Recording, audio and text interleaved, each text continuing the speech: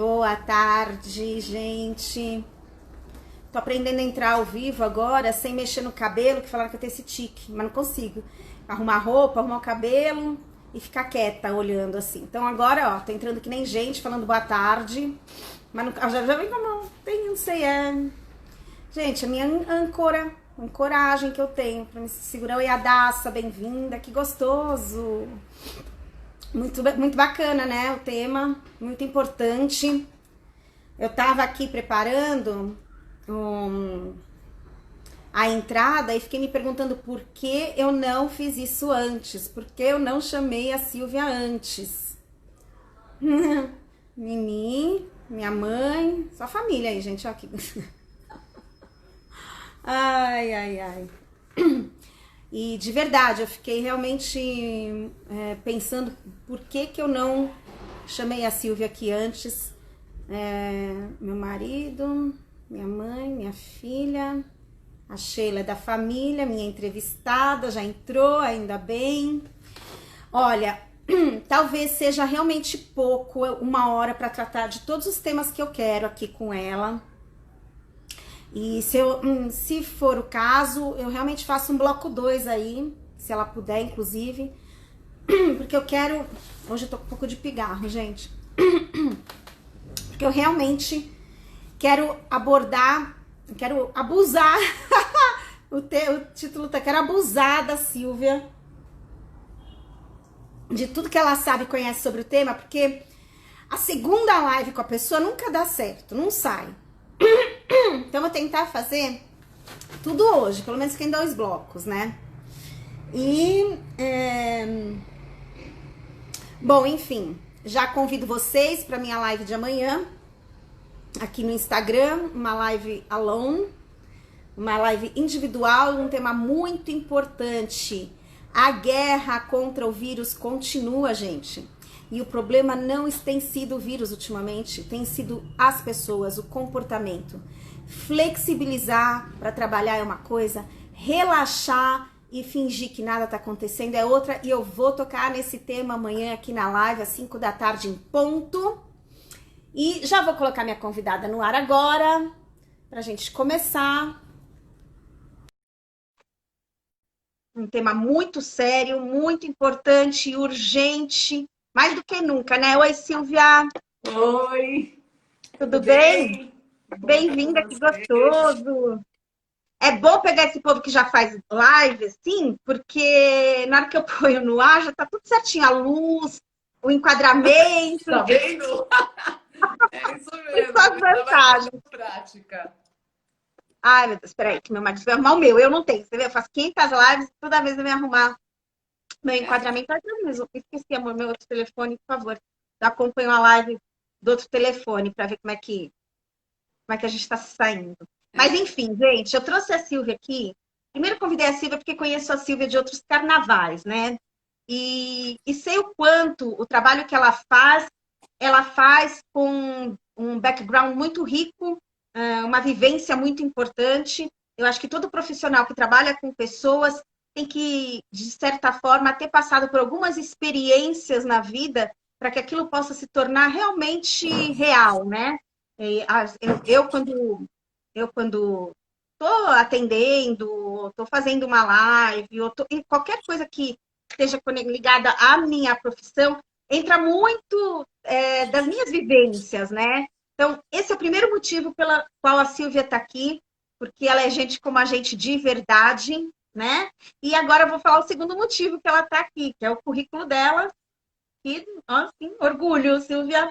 A Silvia é psicóloga clínica, especialista em terapia individual, casal e família, terapeuta certificada na IMDR pelo Instituto dos Estados Unidos, terapeuta certificada em Brain Spotting, nossa, nos Estados Unidos, terapia de abordagem direta a memórias do inconsciente, isso é perigoso. Especialista em reprocessamento cerebral, desbloqueio de situações emocionais perturbadoras em geral, você vai ter muito trabalho pós-pandemia. Traumas de abuso emocional, de vítimas de narcisismo perverso e outros. Autora dos livros Projeto Secreto Universos, uma visão que vai além da realidade comum, e Sequestradores de Almas, sobre toda a sorte de abusos emocionais que podemos estar vivendo sem ao menos saber sobre como despertar, não sei aqui, como se proteger. Ó, tentei ler tudo, tudo. Silvia, bem-vinda. Obrigada por aceitar esse convite. Essa live é muito importante. Eu acho que o abuso emocional é um tema muito importante. Se fala muito sobre o abuso físico, violência doméstica, violência física, agressão, feminicídio, mas existe uma morte lenta que acontece internamente nas vítimas de abuso emocional. Eu não sei por que eu demorei tanto para fazer essa live com você. Estou aqui me culpando. Porque já tinha que ter, a gente já tinha que ter, essa live já está no ar há muito tempo. Mas, enfim, eu queria hoje falar sobre o que é um relacionamento abusivo, o que é abuso emocional. Eu quero falar, presta atenção, que vai dar tempo. O perfil do narcisista, o narcisista perverso, né? A mãe narcisista, os filhos abusivos e a síndrome de Estocolmo. Eu quero falar de tudo, gente, não sei como. Mas vamos lá. Não, vai dar um livro aqui. Porque vai dar um livro. Olha, eu, minha filha, posso falar 3 horas. Se a gente sentir que precisa de mais tempo, eu tô disposta a fazer um segundo bloco com você, viu? Só para você saber, porque eu acho muito, muito, muito, muito importante o que a gente vai falar agora. Então, por favor, você pode dar as boas-vindas aí ao pessoal que está assistindo a gente, dar o seu oi e a gente começa. Então, é muito bom estar aqui com você, Estela, que também já conheço há longa data, sou super apreciadora, fã sua, apreciadora do seu trabalho, da importância do seu trabalho e do teu exemplo de vida. Então, é algo que, vou falar como mulher, né? Nos honra muito como mulheres de século XXI, né? E já vou pegar o gancho disso para responder a sua primeira pergunta, que tem a ver com mulheres, mas não só. Então, a gente está falando sobre relacionamento abusivo e o que significa você estar num relacionamento abusivo. Eu vou falar da relação abusiva com o outro, mas eu não posso deixar de lembrar. E hoje eu tenho feito questão de falar do relacionamento abusivo que nós temos com nós mesmos e que a gente não se dá conta. Então, são muitos véus a serem tirados para a gente despertar. E quais são esses véus? Então, o primeiro véu para a gente despertar é o véu do encantamento. Então, a gente vem de uma cultura onde a gente tem muitas crenças de encontrar o príncipe encantado. Eu sempre gosto de falar que eu estou falando pela abordagem feminina e eu gosto sempre de deixar em aberto, porque eu falo do feminino e comporto o masculino na mesma medida. Na mesma medida. Então, não pensem vocês que é mais com mulher, menos com homem. Acontece hoje em dia em igual medida. Né? Então, então, a gente vem já de uma cultura onde a gente é doutrinado, né? A gente nos é ensinado que nós vamos achar nossos príncipes encantados e que por mais que nós estejamos no século XXI, que é um século mais individualista, esse olhar romântico ele ainda persiste. Só que ele persiste exatamente no século XXI, onde as demandas são muito narcísicas. A gente está num século de narcisismo, onde I, me and myself, tem aquela onda dos selfies, tem aquela onda que o que vale e o que vende é o personagem. E o ser interior ele é muito pouco nutrido. E como ele é muito pouco nutrido, o nutrimento fica no personagem. Esse personagem, por mais completo que pareça estar, ele está sempre em deficiência, ele está sempre precisando se alimentar para ele se sentir fortalecido, inclusive para fortalecer esse mundo interno que não foi suficientemente construído. Então, existe... Aqui a gente está falando, você está falando de autoestima, não, Silvia? Assim, hoje vivemos uma sociedade com uma autoestima muito fragilizada, não é da autoestima que você está falando? Eu estou falando também disso, mas eu estou falando de um sentido de si mesmo. Então, existe pouca estrutura feita nisso daí. E aí eu vou ampliar para os relacionamentos abusivos o que significa esses relacionamentos abusivos quando existe pouca estrutura interna, existe esse alimento do personagem. Então, esse personagem, ele é um personagem, a gente vai falar que é sem alma. E ele está em função de defender esse lugar aqui que não está construído. Então, ele vai buscar uma parceria afetiva. As moças, vou falar no lugar das moças, vão procurar o príncipe encantado, vão achar que vai ser o conto de fada, só que ela vai encontrar esses personagens que estão a fim de se nutrir, de ficarem bem na fita, e que tem muito pouco olhar empático com o outro. Esse daí é o princípio do relacionamento abusivo. Então, existe um encantamento, a menina acha que achou, entre aspas, um puro sangue, o cara vem com todo encantamento, com total encantamento, porque ele sabe socialmente o que é necessário, e o olhar dessa menina para ele alimenta esse personagem, mas não a pessoa. Muito bem. Então, esse personagem, ele vai sendo alimentado. Eu já tenho uma pergunta. Oi? Eu já tenho uma pergunta. Eu não sei se eu faço agora, deixa você falar, porque depois vai que você não fala disso. Eu vou perguntar, tá? Se você quiser, você continua no seu raciocínio e responde depois, mas eu vou perguntar. Como alguém, ou se dá, né? Se é possível, detectar uma pessoa abusiva quando você conhece ela? Existem características? Por que que a gente se engana? Por que que as pessoas se enganam com pessoas que têm esse perfil abusivo? Como é que daria para detectar? Assim, existe algum segredo? Porque você está falando de um comportamento muito mágico, né? Então, a pessoa não percebe. Aqui já está a sua resposta. A resposta já está nesse comportamento mágico. Então, só para complementar, eu já entro nisso daí. A segunda etapa disso, desse relacionamento, é quando a pessoa já está capturada, e aí eu vou falar depois um pouquinho mais sobre isso, é que ela se torna uma ameaça para esse abusador.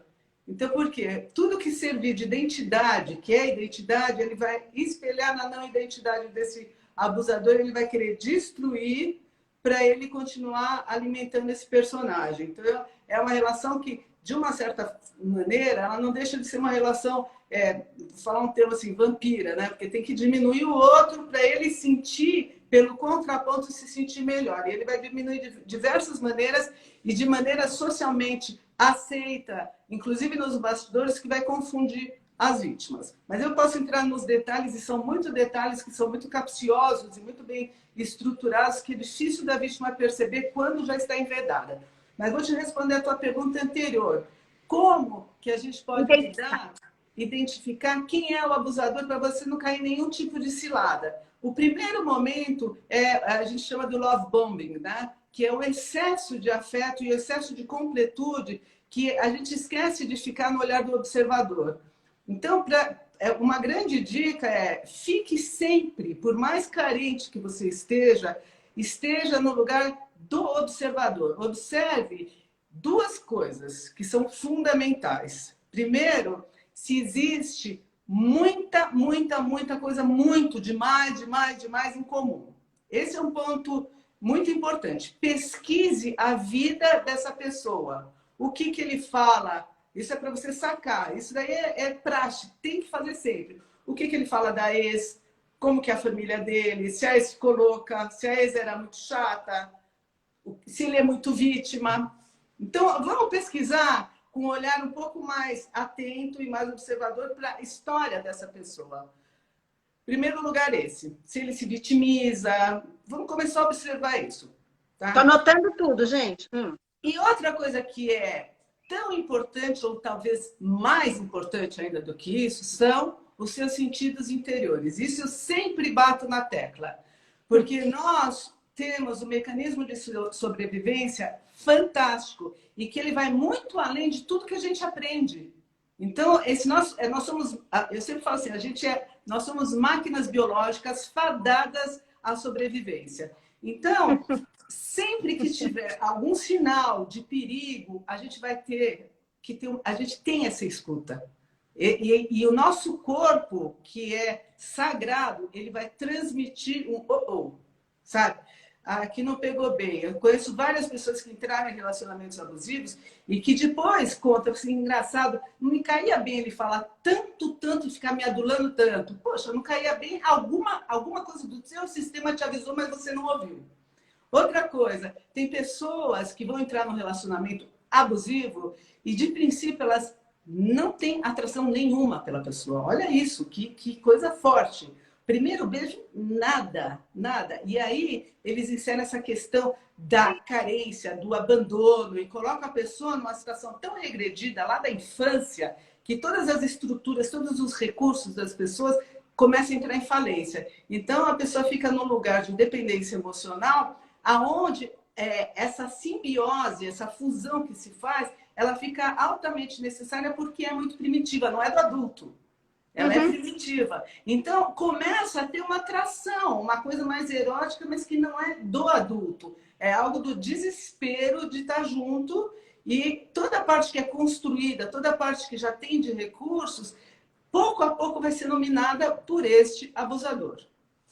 Tá, agora vamos lá. Aqui a gente você deu umas dicas de como não entrar num relacionamento abusivo. Agora vamos falar, Silvia, da pessoa que já entrou num relacionamento abusivo. Ela entrou e ela não percebeu, né? É aquela confusão na sua fala, né? Que você falou, que causa aquela confusão.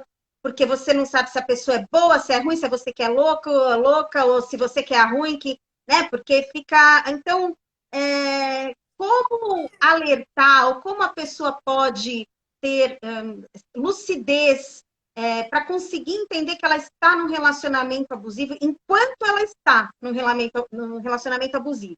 Ou seja, ela já entrou, já fez essa escolha inconsciente, né? Tá lá vivenciando, ela acha que tem alguma coisa estranha, mas está tudo bem.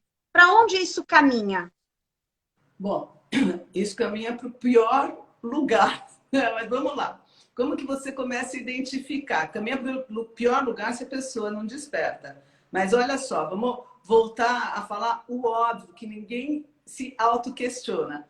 Relacionamento que é bom, normal, ele é bom. Ele é bom. Relacionamento que não é bom, que tem algo de errado, causa mal-estar. Simples assim.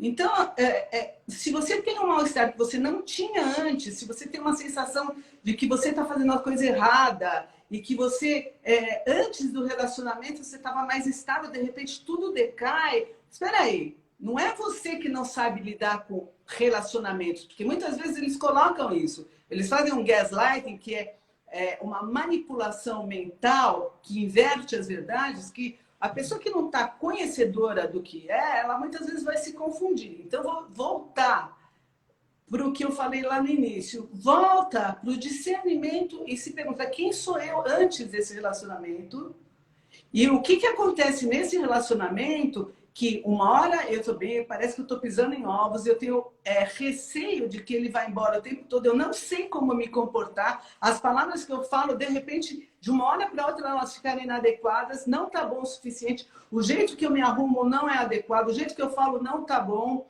se eu falo um pouco mais no telefone, se eu falo um pouco menos, eu já vejo um olhar, um clima diferente. Então, será que eu estou acuada e não percebo? Porque o relacionamento abusivo, ele traz o quê? A sensação de acuamento, que esse é o carro-chefe.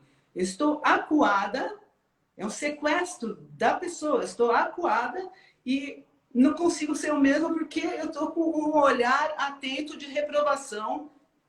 Só a mesma coisa. E o lugar fica deslocado, porque o lugar do suposto saber fica no outro e não na gente.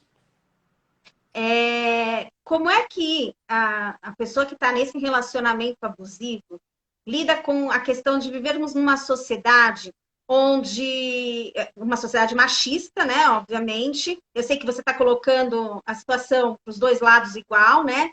Mas eu acho que para a mulher, infelizmente, isso se torna um pouco mais sério, porque tem aquela coisa da figura masculina ter que ser respeitada, da figura do pai ter que ser respeitada, mantida como forte, como honrado. Mas como é que a pessoa, que tipo de atitude a pessoa pode ter quando ela perceber isso, se sentir assim e ter medo de falar com a família, porque parece uma apologia ao divórcio, né? Esse diálogo parece assim, ó, você sentiu isso? Já sai fora, não deu certo. E as pessoas às vezes ficam insistindo para que tente mais, dá mais uma chance. A pessoa mesmo fala, vou dar uma chance, né? Então, o que você acha? Existe a chance, depois que você percebe que você não está num relacionamento normal, ou não existe a chance? Com quem você deve falar? O que você deve fazer nesse momento, na hora que você está nessa situação? Olha, eu acho que em primeiro lugar você tem que fazer de tudo para ter certeza absoluta da sua decisão do que você vai fazer, né? Então, se você tem a certeza de que você está num relacionamento que não é normal, como você mesma disse, então você tem que rumar para tomar.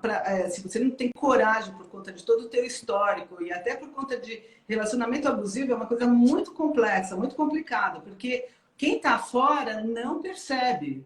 Não percebe. É muito difícil, muito difícil. E dificilmente, assim, eu posso te falar assim que eu vou dar um nome assim meio pesado, né? Raiz podre. Raiz podre não fica boa, gente.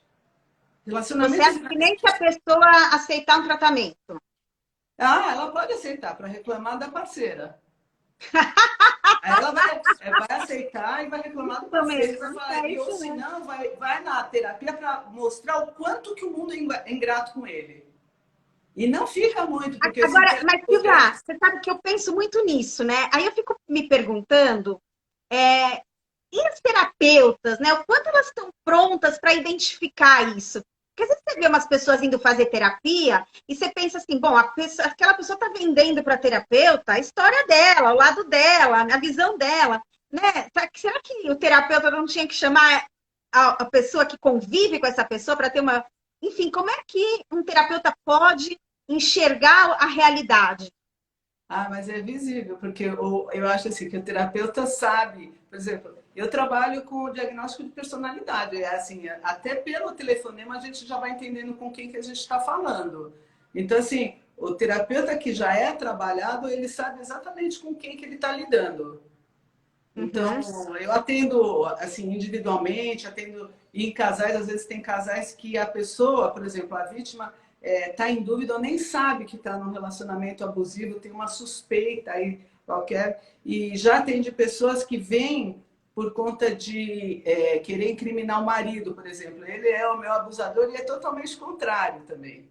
Então tem muita confusão e uhum.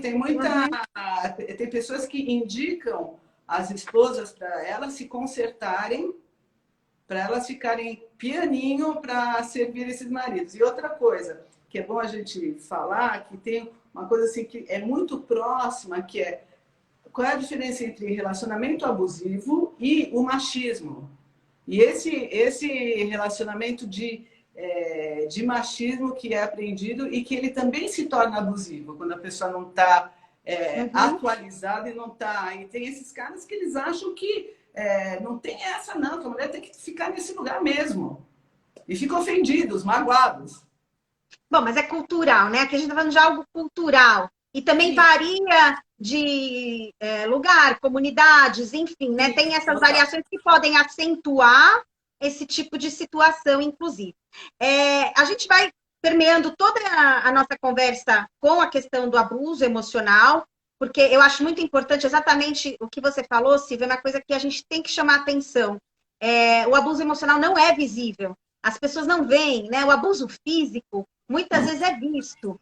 O abuso emocional, as pessoas não notam, né? E às vezes nem a pessoa que está sofrendo, como você falou, demora muito tempo para ela entender ou acreditar no que está acontecendo com ela e validar isso, né? Então, a gente vai permeando pelo abuso emocional, mas eu queria agora falar um pouquinho sobre o narcisismo, porque é um tema que muitas pessoas não conhecem nem a definição do narcisista, e a gente convive hoje realmente com um narcisismo forte, principalmente através das redes sociais que vão incentivando esse comportamento narcisista. Mas eu queria falar do perfil do narcisista perverso, né? O que é o narcisista, e depois das mães narcisistas também. Vamos mexer com todo mundo aí hoje um pouco. Tá. Perfil do narcisista é um adoecimento. E eu sempre gosto de falar que é um adoecimento, né? Que eu gosto, que é real. Ele é um adoecimento do mesmo modo que existem outros adoecimentos psiquiátricos mesmo. E ao mesmo tempo, é um adoecimento psíquico. A pessoa consegue transitar, aí que tá, ela consegue transitar no mundo, né? Ela sabe como que lida com a realidade, então são pessoas que estão super, inclusive super exacerbadamente ligadas na aparência, né? Então são pessoas que têm uma baixa autoestima, elas tiveram ou traumas emocionais de abuso emocional, já vem com essa história, vem com a identificação, que aí você falou da síndrome de Estocolmo, né? Eles podem até vir com uma identificação muito massiva com o abusador e começarem a funcionar exatamente com esse abusador, com o lado que ficou mais forte e dissociando do lado que sofre, né? Que é o lado que ficou ferido. Então, de qualquer modo, o narcisista é aquele que tem uma parte dele ferida, muito ferida do desenvolvimento psicológico, mas assim é estonteantemente ferida, então ele tem uma parte mais desintegrada, aonde ele encapsula. E aí ele cria, a gente chama assim de um falso self, que é o eu babá, esse eu aqui, ele vai cuidar desse eu aqui. Né, desse lugar aqui, ele vai matar e morrer para não chegar do lado desse que ele nunca vai encontrar com ele mais. Né? Tá quase esquizofrênico o negócio. Mas, Silvia, qual é o comportamento visível do narcisista? Então, ele vai projetar no outro toda essa parte ferida, isso que eu ia chegar nisso. Uhum. Tá? Então, ele fica com esse mecanismo e ele projeta no outro essa parte que ele ficou com crenças negativas, que ele não gosta nele. Então, ele não consegue ver o mal nele, ele não vai ver nunca, ele está dissociado, mas ele precisa ver no outro. Mas na prática, assim, eu queria entender na prática, a pessoa que está convivendo com um narcisista, ela sofre o quê? Que tipos de ataques, que tipos de abuso? Então, ela sofre toda a retaliação de tudo que pode ser uma identidade para ela. Então, o perverso é esse, o narcisista perverso, no caso, é esse. Então, assim, tudo que pode causar um brilho de identidade, de personalidade nesta pessoa, ele vai destruir. Ele não suporta ver nada que é de bom, porque ele tem que projetar o mal, ele tem que acabar, porque ele tem que ficar uma divisão entre o bem e o mal. E uma divisão de... a pessoa é insaciável, então ela tem que ser nutrida de um olhar e de um afeto, ela tem sede desse afeto, que é um afeto narcísico, é uma idealização de que cada vez ele tem que estar melhor, e se a pessoa aparece aqui do lado, ele vai destruir, ela não pode aparecer como identidade. Então, se a pessoa arruma a mesa, ele vai pôr defeito. Se a pessoa fala de um jeito, tudo ele vai quebrar toda a possibilidade da pessoa existir como identidade. Mas o perverso, o pior disso, é assim, que como é narcisista e como que a pessoa precisa aparecer muito bem, ele vai fazer isso e vai minar a pessoa nos bastidores. E ele vai confundir tanta pessoa, que quando ele sai socialmente, que vai ser com os amigos dele, porque os amigos dela, a família dela não presta, né?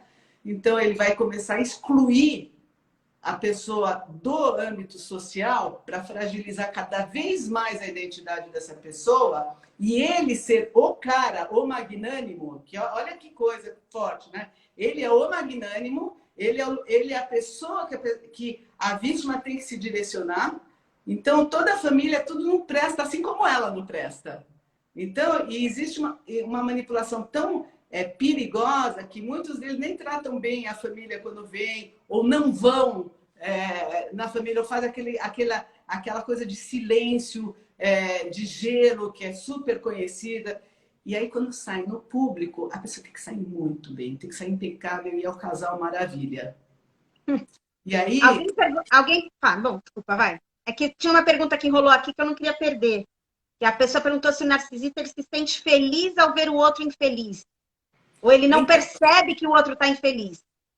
Então, ele não tem empatia, mas ele fica feliz. É o prazer dele ver que ele é melhor do que o outro. Uhum. E outra coisa, que só para complementar o que estava lá atrás, quando a pessoa sai desperta, como é difícil os outros verem que ela saiu de um relacionamento e validarem que ela saiu de um relacionamento ruim. Ah, vocês estavam tão bem, nunca ouvi nada, porque a coisa acontecia nos bastidores. E o pior é que esses narcisistas, eles costumam ativar o que a gente chama de fly monkeys, né? Que são as pessoas que vão cair na onda deles e que vão reverberar as falas deles. Então ele vai Uhum. falar assim, olha, eu fui uma vítima, eu não fiz nada, eu sou um coitado, eu fui invalidado, que na verdade é o reverso. E só que as pessoas compram a ideia do abusador e é o que eu sempre falo, que as vítimas vão precisar passar um tempo, que a melhor vingança que elas têm é estarem bem, que é estarem Adorei. bem, porque isso daí a vida mostra, a vida sempre mostra quem é quem, né? Então, é isso. As pessoas falam assim, não, nunca ninguém vai ver, imagine, ela foi isso, ela foi aquilo. Eu falo assim, calma, calma que... Essa coisa, Silvia, dessa vitimização, né, que cria uma culpa no outro, é muito difícil, que causa realmente uma dependência, vira um ciclo vicioso, né? A pessoa abusada é sempre a culpada, o outro é sempre a vítima, e a pessoa vai essa culpa vai crescendo com ela e a pessoa perde totalmente a lucidez e a noção de Perde a realidade. referência. Perde a Perde a referência. lucidez, perde, porque ela não consegue identificar mais, né? A culpa vamos supor, numa separação, isso eu estudei um pouco e vi, atendendo pessoas também, a pessoa que normalmente cometeu um tipo de abuso fala, ó, a gente está se separando por sua causa, você está destruindo a família. E não, gente, é o contrário. A separação é uma consequência de atitudes que o outro teve. Não, não, claro, não existe algoz e vítima, né? Existe sempre uma participação, cada um tem sua responsabilidade, mas a coisa fica muito ferrenha no sentido de culpado e de vítima. Pode comentar isso, que eu já quero entrar nas mães narcisistas. Tá, mas eu acho que isso daí que eu vou falar, eu acho bastante importante, porque assim, na hora da separação, essa questão da culpa, a pessoa precisa tomar muito cuidado, porque faz parte da manipulação e também faz parte de querer acertar, da pessoa querer acertar. Então, muitas das pessoas continuam além do tempo no casamento, porque, e mesmo quando o casamento está muito insalubre, porque essa inserção de culpa, ela faz com que a pessoa ache de uma maneira violenta que ela está sempre errada e ela precisa acertar para ser amada e porque ela quer ser um modelo bom para os filhos. Então, como Uhum. que eu vou sair desse casamento se essa projeção é tão negativa em cima de mim? Será que os meus filhos vão me perceber dessa maneira? E eu tenho certeza, mas que dificuldade, que aventura, assim, que ousadia é sair desse casamento com esse olhar em detrimento a mim. Agora, olha, o outro lado da moeda é a ousadia e a coragem dessas mulheres, mas tem uma coisa que é mais importante de todas. Eu falo isso para mulheres e para homens que estão abusados. É o modelo. Então, que modelo que você vai dar para um filho ficando num relacionamento insalubre? Que você é um fracasso como ser humano. Então, a sua mãe sucumbiu a um relacionamento e pior, foi injusta com ela mesma, porque ela assumiu culpas indevidas, ela engoliu uma personalidade que não é dela, e o pior é que os filhos vão ver injustamente a mãe sendo aquilo que ela não é, sofrendo, quando ela pode se libertar com toda a força e ela mostrar quem é quem, mostrar o que ela é para esses filhos. E esses filhos vão poder ter a oportunidade de ter orgulho de uma mãe que ela não sucumbiu, ela agiu em nome da vida. E ela está falando para os filhos assim, ajam em nome da vida, é possível. Pronto, falei.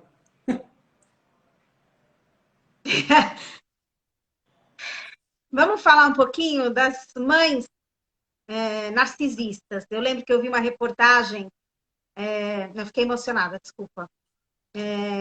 Uma reportagem no Fantástico, há um tempo atrás, falando das mães narcisistas, né? Uma loucura, porque mãe é um personagem que jamais poderia competir com filhos, então existe e acho importante agora a gente identificar quem são as mães narcisistas, Silvia. Então, as mães narcisistas são narcisistas, têm esse mesmo adoecimento, só que, no caso, elas têm os filhos como objetos de favorecimento de si mesmas. Então, eles são serviçais dela, eles não podem ter acesso nenhum aos próprios sentimentos, porque é só o sentimento da mãe que importa. Então, eles se transformam em cuidadores dessa mãe que está eternamente insatisfeita, é uma déspota, ela reina num local onde os filhos são... tem um monte de tramas em relação a esses filhos, de como que eles devem se comportar em relação a essa mãe. Então, eles são... o sentimento deles e as necessidades deles de criança são totalmente negligenciadas, eles são obrigadas a ficarem hipervigilantes por dois motivos. Um, para essa mãe não ter uma alteração de humor a ponto de ter a violência dela inferida contra os filhos, que é terrível, e para eles não receberem as invalidações que são constantes, e ela literalmente ela quebra a perna dos filhos toda vez que eles também vão aparecer com uma identidade independente, mostrando que eles existem, porque só ela pode existir. Então ela estraga todas as festas, tem mãe que estraga a hora de formatura, então sempre tem uma tristeza na hora de uma conquista desse filho, porque só ela pode ser a enaltecida, a que tem todos os louros. E também é aquela família que tem que aparecer fora de casa perfeita. Então imagine o sofrimento desses filhos. Então vamos lá. Eu gosto de trazer o problema e a solução. Estamos falando aqui de crianças que estão crescendo com uma mãe narcisista e não têm o poder de sair desse relacionamento, né? São filhos e mães, são dependentes, né? Como que as pessoas de fora podem identificar isso e se elas poderiam, inclusive, interferir? Se existe, como é que funciona isso? Existe uma legislação? Existe alguma organização protetora, né? O que fazer com as crianças vítimas de mães narcisistas, de abuso emocional, já que elas não têm muita escolha, né? Como é que faz? Então, o grande problema é que existem variações desse tipo de abuso. Então, e essas mães, elas são extremamente articuladas. Então, para fora, elas são muito bem socializadas, elas estão muito bem, elas doutrinam, adestram essas crianças a serem crianças cordatas. Quem entra dentro da família consegue perceber algumas situações e eu acho que deve e pode tentar dar algum auxílio. Eu acho muito difícil. O que eu vejo de maior auxílio para essas crianças que estão em fase de crescimento, por incrível que pareça, é quando existe a possibilidade de uma separação e essas crianças vão para terapia direto. Porque assim, o que eu vejo é assim, são filhos que precisam de acompanhamento, não dá para não ter acompanhamento terapêutico. Até a adolescência, um pouco mais, para eles saberem definir, porque o pai e a mãe são partes dos filhos, eles que criam, tá no DNA. Então, como que você vai diferenciar algo que você tem dentro de você e separar o adoecimento para fora de você e você ter a tua própria sanidade? Então, e tem toda a questão da maternidade, é muito complexo isso daí, é muito difícil. Tem toda uma questão da maternidade, da pessoa que cria, que é a referência, e é uma referência totalmente difusa. Que, por exemplo, se você tem... Olha só, é muito difícil. A gente sabe de casos de que se você tem uma mãe esquizofrênica, com transtorno bipolar, mas aí fica muito caracterizada a doença psicológica dessas mães. Fala assim, não, a minha mãe está em surto, é muito difícil. Mas ela está em surto. Ele está em estado de mania, está em depressão. Muito difícil, mas você tem algo palpável. Numa mãe abusiva, você acha que você é o problema. Você não entende que ali existe também, identicamente, um adoecimento mental. É um adoecimento mental. Então, para você perceber, porque tem alguns momentos que ela vai adular esses filhos. Só que quando ela vai adular esses filhos, é porque ela está querendo, não é porque ela está com sanidade. É porque ela está manipulando para ter algo de bom desses filhos. Ou porque ela está fazendo um leilão emocional. Então, se tem mais filhos, olha, quem vai ser o bonzinho em detrimento dos outros que eu vou destruir? Nossa. É uma tortura. É uma tortura. Não, é uma loucura porque realmente a gente está falando aqui de crianças ou pré-adolescentes, ou até mesmo adolescentes que não têm a condição emocional, maturidade emocional para conseguir identificar, buscar ajuda, sair disso. É uma loucura. E tem casos gravíssimos de adoecimento dessas crianças que muitos não dão conta. E aí sim eles confirmam que eles não são bons, né? Porque a mãe é boa, ela faz de tudo e esses filhos são o estrago. Então a gente vê muita criança que tem um monte de nome que a psicologia dá, que a psiquiatria dá, mas que é resultado de um maltrato invisível, subterrâneo dessas mães. E desses pais que são coniventes, que aí a gente tem esses pais omissos, né? Tá. Vamos inverter agora, então? Vamos falar dos filhos abusivos. Eu fiquei pensando, eu não li nada a respeito, não sei nada a respeito. Mas como se comportam filhos abusivos? Como identificar filhos abusivos? Pela palavra. São filhos que são extremamente abusivos. E como que eles são abusivos? Eles passam por tudo que é hierarquia materna e paterna. Então, eles se julgam no direito, eles são os narcisistas, eles são aqueles que não sabem lidar com nenhuma frustração, assim como as mães narcisistas, os pais narcisistas. Só que esses filhos, eles não sabem lidar em hipótese alguma. Então, eles têm muita dificuldade de se construírem como pessoas na vida. Alguns até eles se constroem profissionalmente, mas são poucos, porque os que são abusadores desses pais, eles ficam na dependência de ter tudo o que eles querem e eles têm uma fúria perigosíssima. Vou dar um exemplo terrível aqui, mas que acontece mais do que a gente imagina e assim, a gente sabe que nos Estados Unidos existem clínicas de reeducação desses filhos, que não é o transtorno de oposição, né? Que as pessoas fazem, que opõe a tudo. Não, é de uma outra ordem, que aqui é abuso mesmo. Então, vou dar um exemplo aí de uma família, aí, de um casal que veio no meu consultório e que tem um filho que é perverso, abusador, né? E que ele fica no computador o tempo todo e ele quer todas as coisas para ele e que aí ele pede para o pai trazer um suco de laranja na marca X. Né? E o pai já vai pisando em ovos comprar o suco de laranja para ele, vai no mercado, isso antes do Covid. Vai lá vai lá. Eu estou falando antes do Covid porque ele poderia ter ido também, sabe? Não precisava aquelas coisas lá.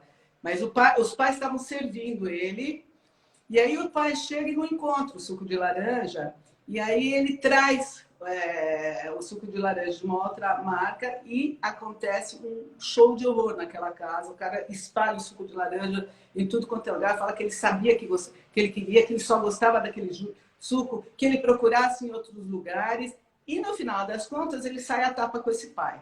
Quer dizer, olha... Você está dando um exemplo extremo, né? Assim, não é extremo, gente. Não é.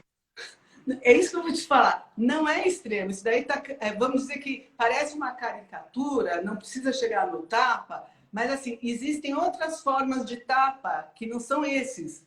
Então, assim, existem exigências, as pessoas não conseguem lidar com um mínimo de frustração, culpam os pais, porque esses pais têm que dar tudo. Então, por que eles são assim? Ou porque foram pais que foram extremamente ausentes e deram todo o dinheiro, deram coisas para os filhos, mas não formaram nenhum vínculo afetivo. Então, esses pais são devedores do vínculo, só que aí a ferida já está feita.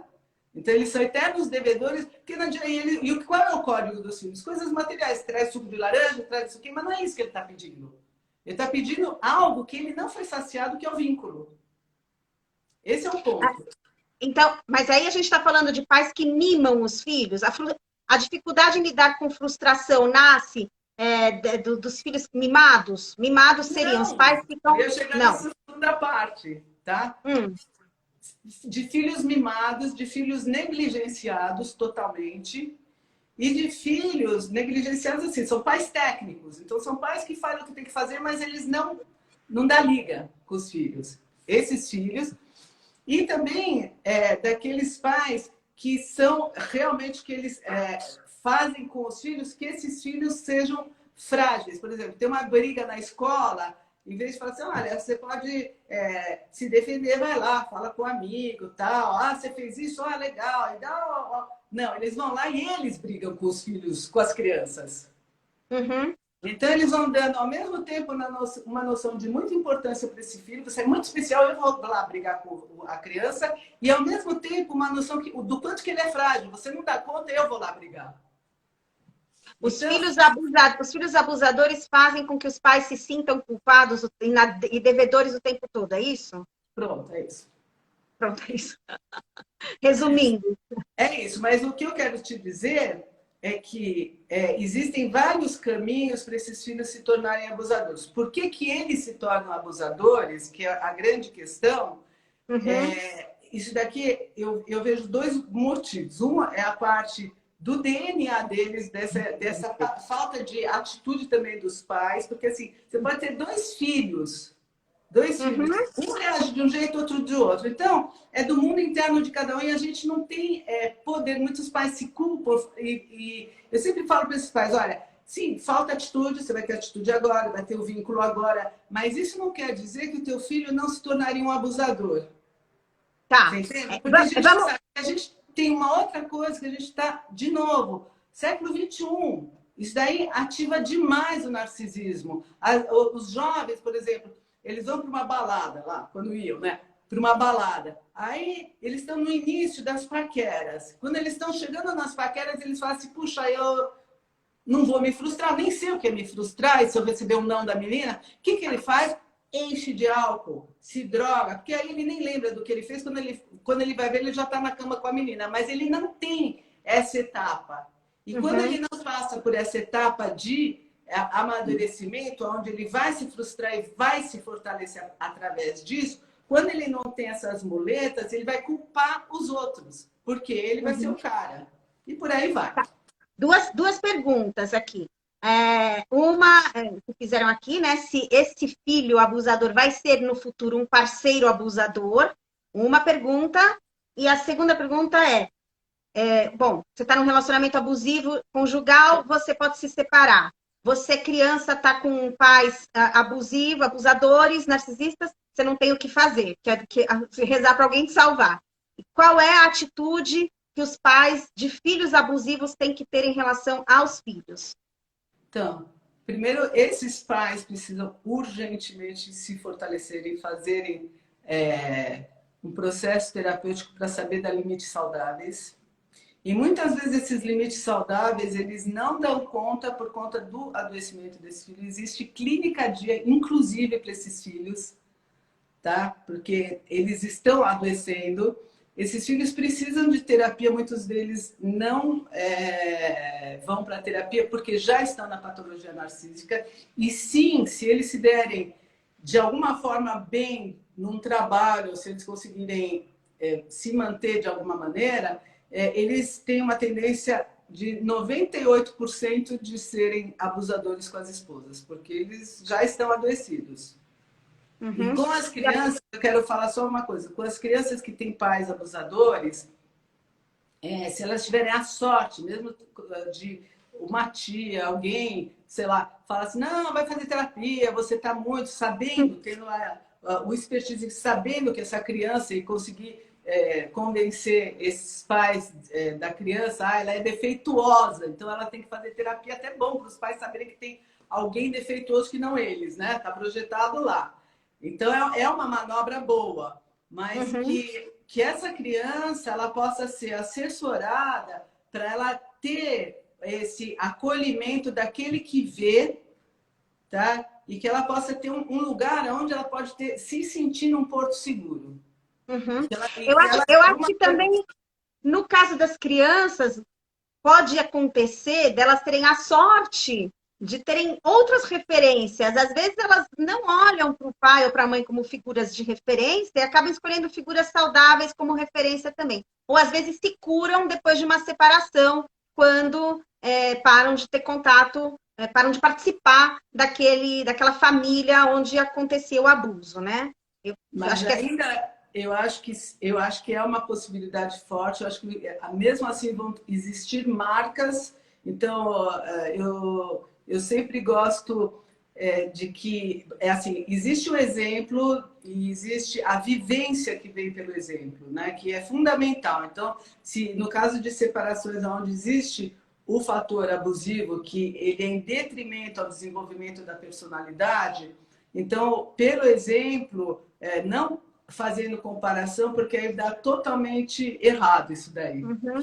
Totalmente. Tá. Mas pelo exemplo do acolhimento, das conversas, eu acho que dá para curar essas dores, mas ainda assim precisa ter um olhar muito atento, porque se esses filhos estão com essa guarda compartilhada, existe uma contaminação massiva ainda da figura de modelo que elas têm, porque é o modelo que elas têm, é a Uhum. parentalidade. Então, é muito complexo. Eu acho, continuo a dizer que essas crianças, elas precisam, adolescentes, elas precisam de terapia até para não se sentirem culpadas, por exemplo, de falar assim, puxa, meu pai é uma pessoa super problemática, tal, e assumir isso para si, sabendo que a figura masculina, mesmo tendo outros exemplos, mas é o pai.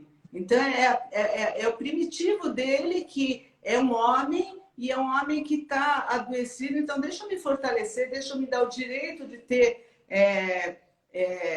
modelos bons, mas eu estando em paz comigo, sabendo que meu pai deu o que eu sou, que é o meu DNA, ele deu O pai ou atributos. a mãe, né, Silvia? Estamos falando aqui de que pode ser um ou outro. Pode ser o pai ou a mãe, né? Que está falando do pai, mas pode ser a mãe, no caso, Não, estou também. falando sempre do lado feminino, mas Sempre pode ser o contrário do que eu dos falei. dois, para ficar Pode ser, claro. eu posso mudar a coisa e falar o contrário, porque é igual, não tem diferença. Sim.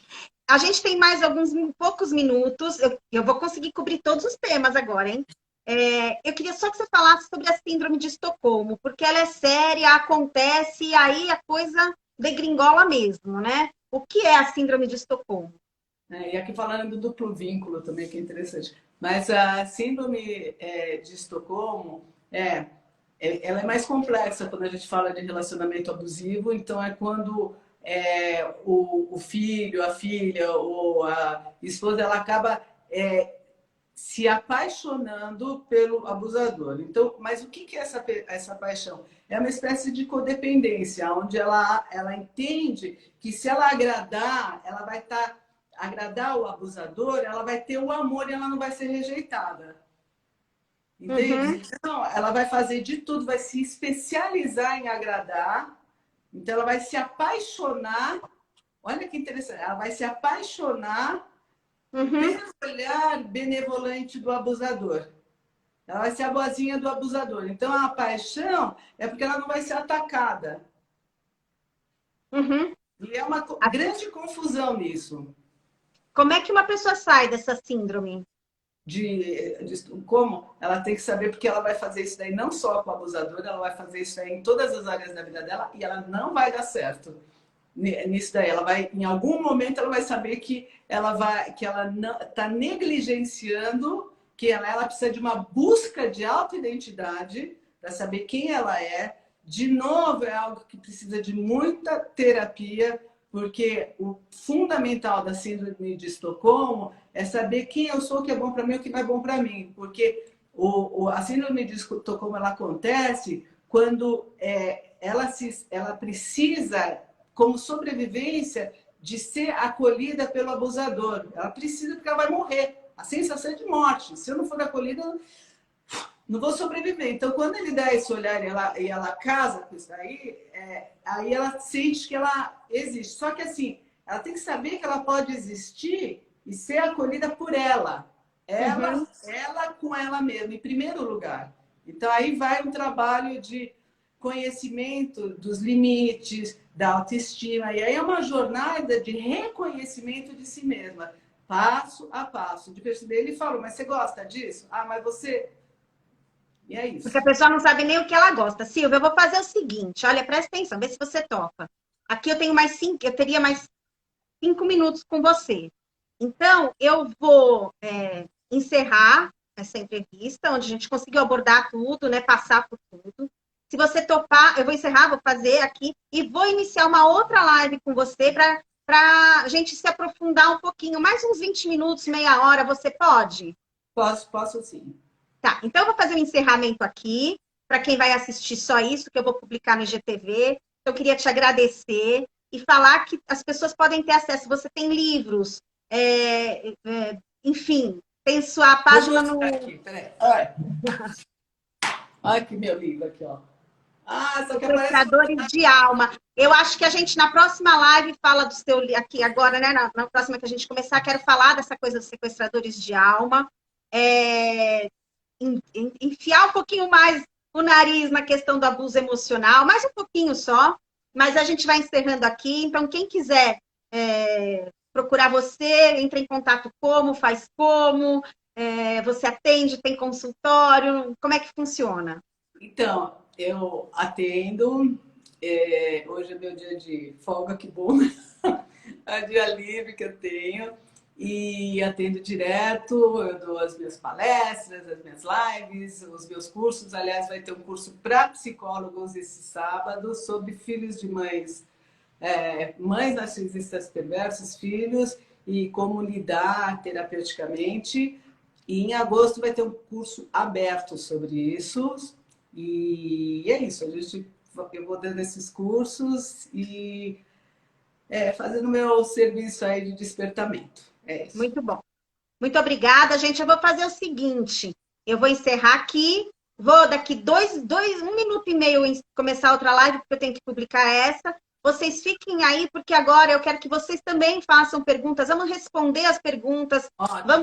Vamos fazer aí uma coisa mais à vontade no segundo bloco, tá? Então, gente, continuem ligados aqui, eu já volto. Vou publicar essa live e começo a outra, e a gente bate um papo mais descontraído, sem ter que cobrir a pauta dentro do horário, e as pessoas podem participar, tá bom? Então, quem quiser, já já a gente está de volta. Silvia, super obrigada, parabéns pelo seu lindo trabalho, pela coragem de falar de tudo isso, tá bom? A gente se encontra aí já já. Beijo. Beijo.